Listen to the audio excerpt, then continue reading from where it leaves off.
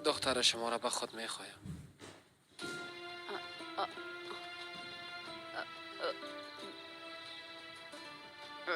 دختر ما کدام دخترم؟ گلسره. گلسر؟ نامزادی، عروسی، تمامش به بهترین شکل انجام میدم. تمام مصارفشم خودم میپردازم. گلسر خود دختر من نیست. دخترتان نیست؟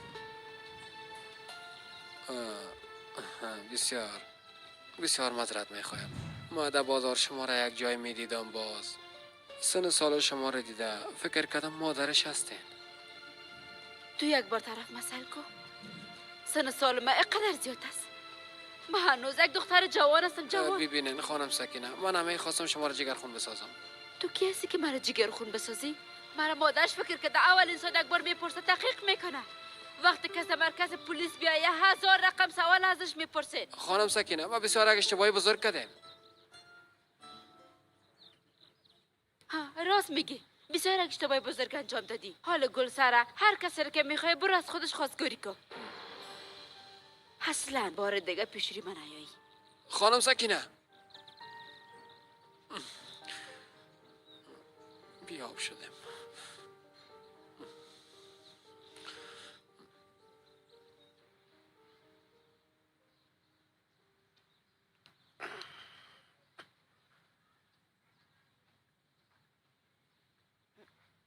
اوف، حالا دیگه پدر هیچ خلاص نمیشه. این دخترم خلاص میشه. صبر کو، کم مونده.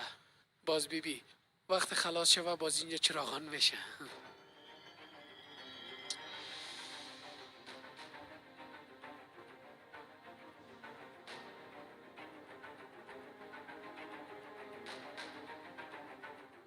سلام. من بیزا تو لاش هستم. اینا بسیار یک کار غلط کردن. افسونه به جای بهار به این خانه روان کردن. درست است. این خلاص شد دیگه.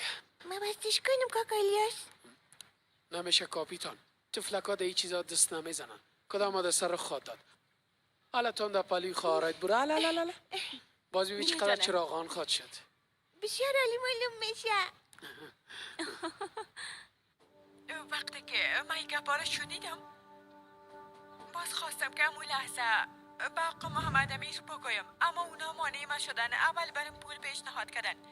البته من این پیشنهادشان قبول نکردم. بعدن اونا مرا به مرگ تهدید کردن. آمده است این دخترها؟ اوف. روشن کنم. آی توبه کردیم خدایا، فقط که پل سر دریا رو روشن میسازی چرا قدر طول میدی؟ اگه میخوایی که دیگه مردمان به خاطر این کار دعوت کنیم که ببینه چی میکنی. درست است دخترم، درست است. حالا شروع میکنم. 1